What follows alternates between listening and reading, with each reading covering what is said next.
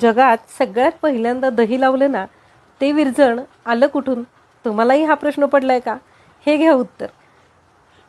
कोणताही अन्नपदार्थ न वापरता हस्त नक्षत्राचं जो पाऊस पडतो ना, त्यापासून मस्त असं कवड्याचं दही लागतं. तुम्ही पण हा प्रयोग करून पाहू शकता.